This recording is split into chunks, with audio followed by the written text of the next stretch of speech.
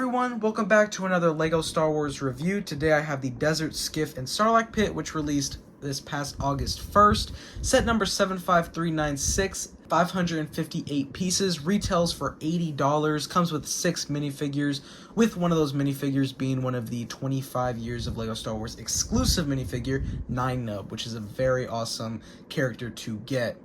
Like all of the other 25 anniversary sets, this box has that metallic blue color, which I really do love. On the back of the box, you can see all the play features with the Skiff and the Sarlacc pit, and then you can see the Tatooine background. So very nice artwork there. Up first is Luke Skywalker. He comes with his green lightsaber, and he does have the newer hairpiece, which was first introduced in the Emperor's Throne Room diorama, which I really do like. I do like this new Luke hairpiece.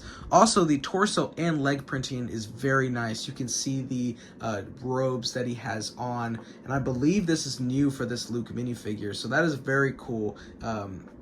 I really do like the lighter gray coloring, so you can kind of see it. It really pops out. It looks very awesome on him. On the back, you can see the same coloring robes, which is very cool. He does have two faces, with one smiling and a more serious looking face for when he is about to face off. I am a really big fan of this Luke minifigure. It's really the torso printing and leg printing of the outer robes, which just really pop out to me. Up next, we have Han Solo in his cuffs. The torso printing is when he's in his shirt while he is still prisoner, and then he just has regular brown legs because he doesn't have his holster or anything, so it is just brown legs. The hairpiece, I believe, is the same of most recent Han minifigures, which is really good. It does really fit Han. He does have two faces, with one face being a more smiley face, and then the other face is when he's still blind from the carbonite sickness of exiting it, and you can see just the torso back printing of his shirt. Overall, very good Han minifigure, very accurate to the scene. Up next, we have Chewbacca. Like Han, Chewbacca does have the cuffs on his arms as they are both prisoners. This is, I believe, the same Chewbacca that we've been getting for a while, but it's a very good Chewbacca nonetheless. The mold is very nice, and I do love the lighter brown coloring for just some added detail for his fur. And then you do have the ammo satchel or sash around him, which is very nice always. So still a very good Chewbacca minifigure. Up next is Lando Calrissian in his guard attire from when he is undercover in Jabba's palace. I really do love the torso and leg printing. There's a lot of detail there, very accurate. He does have the spear with the axe piece connected for his weapon, and I really do like the helmet mold. That is definitely the highlight of this minifigure. I believe it's a new one. I could be wrong about that, but regardless, it is still very detailed. The shape is there, and I really just love the printing on it. Like the other characters, he does have two faces, one just a straight face, and the other is what looks like a more surprised face, and then you can see the back printing as well. Very nice.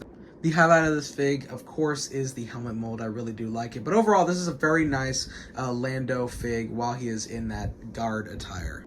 Up next is Boba Fett. This is the same Boba Fett that is in the Boba Fett mech set, so LEGO just brought that one over to this one, but the main complaints that I've been seeing is that this specific minifigure is not the Return of the Jedi version of Boba Fett.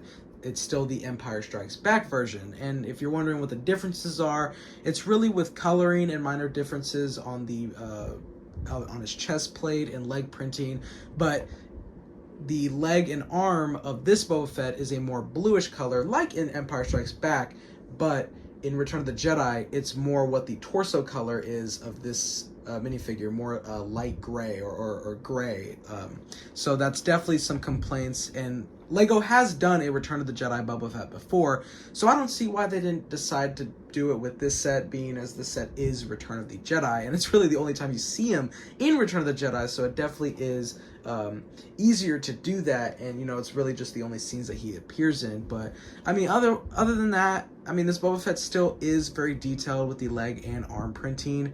It's still a very good minifigure, it's just not accurate to the Return of the Jedi Boba Fett. The head printing still looks nice. He only has one face, but you can see these scars, and then you can see more scars on the back, and then there is his jetpack. So overall, still a very well detailed Boba Fett minifigure. You can see the blaster that he has. It's just using a pistol with the lightsaber hilt piece, but not as accurate to what you see on screen for Return of the Jedi. And the last minifigure is the 25th anniversary exclusive, which is Nine Nub. He looks very awesome, and it is finally time to get this character in Lego form.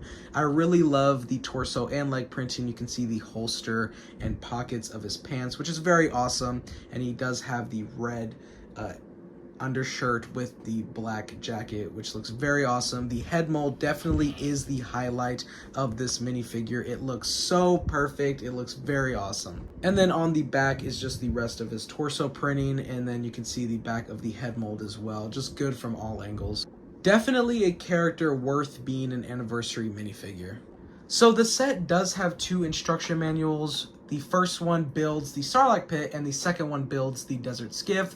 So in that order, I'm going to be doing the Sarlacc pit first.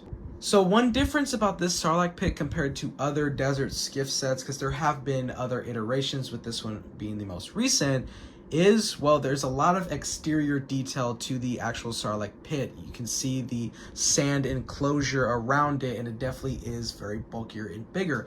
And that definitely is a hint towards the $80 price tag on this set. They made it very bigger, so it looks more worth it. I do really like the technique around the Sarlacc pit for the sand dunes and how it goes down for the Sarlacc pit. I really do like the detail.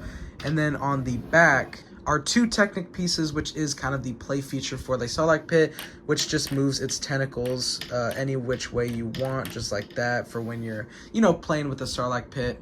Going into the actual Sarlacc pit, you can see all sorts of its teeth around, all around the mouth.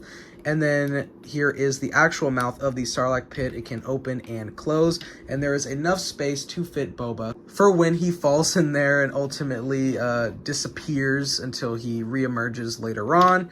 But that's very cool. It's a very nice play feature, very accurate to the scene. There's a closer look to all the inner workings of the Sarlacc pit. I really like the use of the medium nougat rock pieces around, kind of to show the inner workings of the Sarlacc pit. So I really do like that. Very well detailed.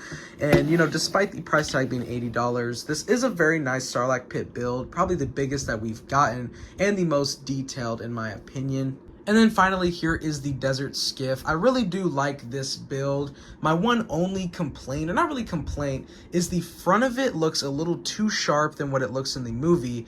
The movie one is more lengthy and rounded out, and Lego has done that in previous Desert Skiffs, so I don't know what the reasoning was for the more sharp edge, but other than that, it's not really that big of a deal. It's just kind of my immediate assessment of the front, but it still does look very good for what Lego did do for this skiff.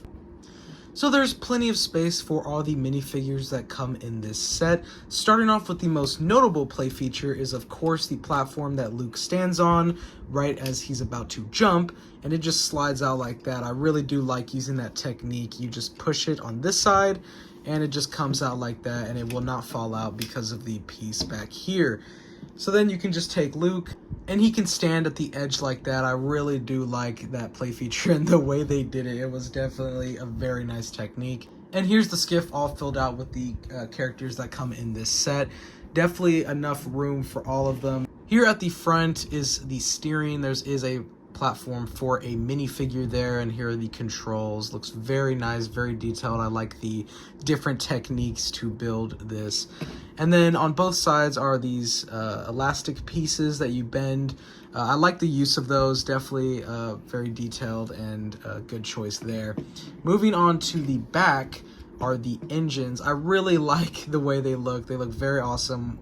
Just a very simple technique, and it just looks very good.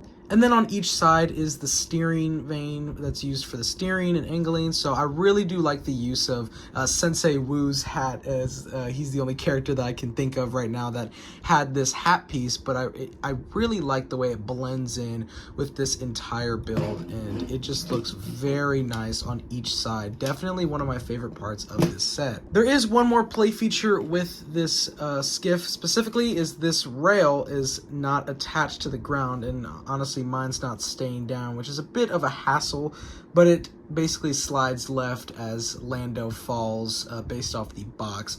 But yeah, definitely don't know why it's not staying down. A little bit annoying, but that is for the play feature. And then the bottom of the Skiff has a bunch of round brick, light clear pieces to show that it is above the Sarlacc pit. Now, because of the height and very big build of the Sarlacc pit, I feel like the Skiff definitely needed just a little bit more light clear pieces to give it some height, because it's pretty much almost level with each other. So definitely could have used at least maybe 2 more to add to that, but the thought was there. I really do like what comes in this set. Do I think it's worth the $80 price tag? I'd have to probably say no. This is more of a $60 set max. And also, not even that, I feel like this set should have came with the newly released, or about to be released, Jabba's Sail Barge UCS set. Then it would have been a complete scene. Instead, you have to buy that set for $500 and then this one for $80. So that's a pretty big price. And you know, they're one scene, so I feel like it just should have came with that set. That being said, I do like the minifigures that come in this set. Definitely the extra 25th anniversary minifig definitely makes it feel a little bit more worth it than if that figure hadn't came in the set. I really do like the builds. I like the Sarlacc pit and the structure around it, showing these sand dunes, and I like the desert skiff and the techniques and detail put into that set. But overall, this set probably is more worth it on sale. But other than that, I still really like this set, and I had a fun time building it. If you enjoyed the review, definitely lightsaber slash that like button and hit the subscribe button so you do not miss any more LEGO Star Wars content. I hope you all have a wonderful rest of your day. Thank you so much for watching, and until next time, peace.